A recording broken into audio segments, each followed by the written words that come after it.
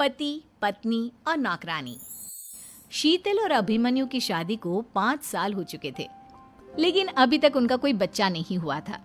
इसकी वजह से शीतल और अभिमन्यु परेशान रहते थे, लेकिन उन दोनों से ज्यादा परेशान थी शीतल की सास, यानी अभिमन्यु की माँ जानकी देवी। जानकी देवी चाहती थी कि जल्दी से जल्दी उनकी गोद में पोता या पोती आ जाए, और इसीलिए वो अपनी बहू शीतल को लेकर एक दिन हॉस्पिटल पहुंची। डॉक्टर मैडम, जरा ठीक से चेक करके बताइए ना। कई बड़े बड़े डॉक्टर को दिखाया है, लेकिन मेरी बहू माँ ही नहीं बन पाती। मैंने शीतल को बहुत अच्छे से चेकअप किया है। देखिए, बात यह है कि शीतल के अंदर माँ बनने की कैपेसिटी नहीं है। ये आप क्या कह रही हैं डॉक्टर साहब? कोई तो इलाज होगा ना, कोई दवाई दे दीजिए।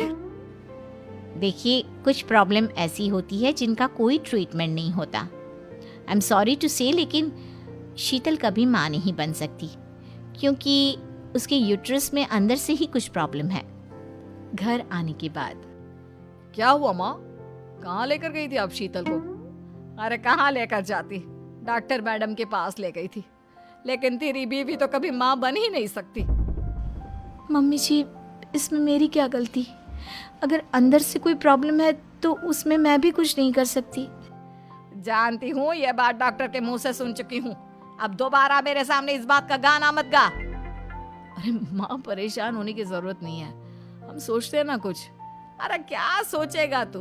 जब डॉक्टर कह चुका है कि तेरी बीवी माँ नहीं बन सकती, तो बता क्या सोचेगा तू? कहाँ से लाएगा बच्चा?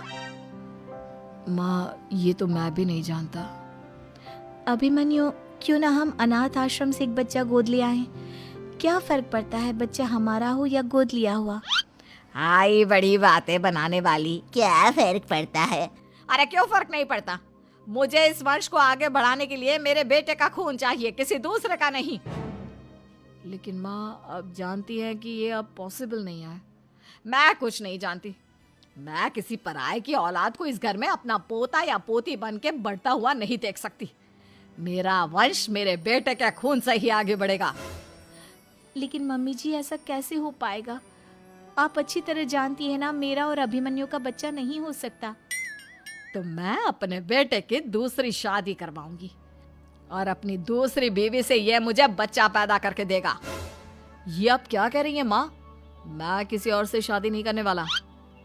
मेरे रहते हुए आप अभिमन्यु की शादी किसी और से करवाएंगी? मम्मी जी, आप ऐसा कैसे कर सकती हैं?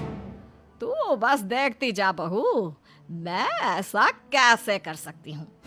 कुछ दिनों के बाद, अभिमन्यु, मैंने तेरे लिए लड़की ढूंढ ली है। माँ, मैं आपको कितनी बार समझाऊं, मुझे किसी से शादी नहीं करनी है। पहले मेरी बात सुन। ये जो चमेली है ना, हमारे घर में काम करने आती है, वो तुझसे शादी करने के लिए तैयार है। मम्मी जी, आप अभिमन्यु की शादी एक नौकरानी के साथ करवाएंगी? वो इसलिए क्योंकि चमेली दिखने में बहुत खूबसूरत है, बच्चा भी सुंदर ही होगा। मम्मी जी, लेकिन एक बच्चे के लिए अपने बेटे की शादी नौकरानी के साथ करवाना, क्या ये सही है? अगर अभिमन्यु ने शादी नहीं की ना, तो मैं अपनी जान दे दूंगी। अब देख लो, अगर तुम्हें अपनी माँ की जान प्यारी है तो तुम्हें इस नौकरानी के साथ शादी करनी ही होगी।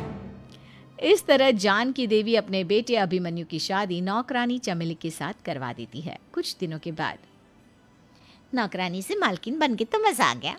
अब तो मैं इस घर की मालकिन हूँ। देखो, अपने आप को ज्यादा मालकिन समझने की कोशिश मत करो। एक बार तुम्हारा और अभिमन्यु का बच्चा इस दुनिया में आ जाए, उसके बाद तुम इस घर से हमेशा के लिए चली जाना। अरे जाओ जाओ, किसी और के आगे बातें बनाना। एक बच्चा तो पैदा नहीं कर सकी, बढ़िया आई। जाओ, जाकर मेरे लिए कॉफी बना कर लाओ। नौकरानी मैं हूँ या तुम? मम्मी जी, देखिए ना शीतल मुझसे किस तरह से बात कर रही है। शीतल, तुम्हें पता है ना चमेली प्रेग्नेंट है, मेरे बेटे के बच्चे की माँ बनने वाली है। वो जैसा कहती है वैसा करो। लेकिन मम्मी जी, वो मुझे नौकरों की तरह ट्रीट कर रही है। अरे तो करेगी ना, वैसे भी बहू तुम हो किस काम की? एक बच्चा तो पैदा नहीं कर सकती।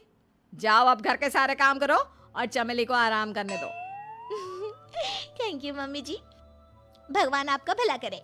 आप नहीं होती तो मैं नौकरानी से महारानी कैसे बनती? देखो, तुम्हें जो चाहिए सब मिलेगा। खूब खाओ।